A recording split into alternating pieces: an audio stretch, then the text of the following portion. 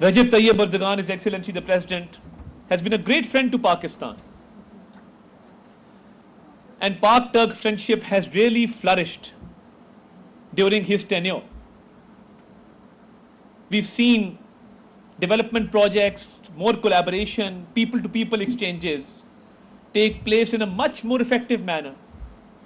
And when our Prime Minister Shehbaz Sharif was the Chief Minister in Punjab, we saw that with Turkish collaboration, many public utility projects came up, like the mass transit project of Lahore, the metro bus, like the waste management system of Lahore, to name a few.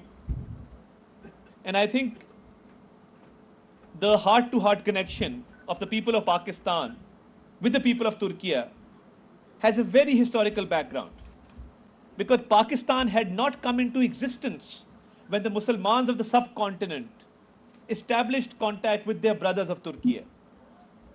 The Khilafat movement being a living testament to this fact that we were a minority before the creation of Pakistan, before 1947,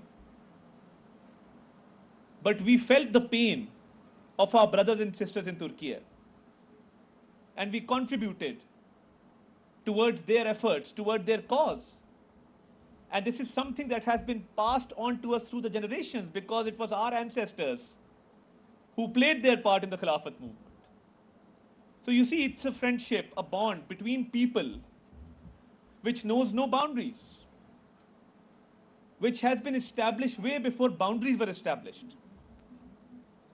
So I think this historical perspective, this historical background, and I will not take much of your time, I'll be very brief. This historical perspective has been manifested further, and we can see a practical manifestation of this friendship through our respective leaderships. And I must also appreciate that during the recent conflict with India, the way our Turkish brothers and sisters celebrated Pakistan's victory on the streets of Istanbul, on the streets of Ankara, I think that is something which is truly reflective of our friendship. And the historical background being taken to the future, where 3-4 generations down the line, we are able to connect to each other. We are able to be there for one another in natural calamities, in earthquakes, in floods, to support one another, and to be happy in each other's victory, and to celebrate the other's victory as one's own victory.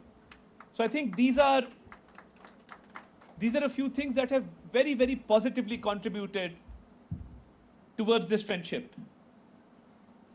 And His Excellency President Recep Tayyip Erdogan, as a world leader, as a leader of the Muslim Ummah, I think his work speaks for itself. In any conflict, whenever there's a refugee crisis, and we can relate to the refugee crisis because the creation of Pakistan itself had an influx of refugees. And people opened up their homes, people opened up their hearts for these people. And we always see, whenever there's a conflict, direct orders are passed by His Excellency the President to give refuge to the refugees and to open up the borders for the refugees.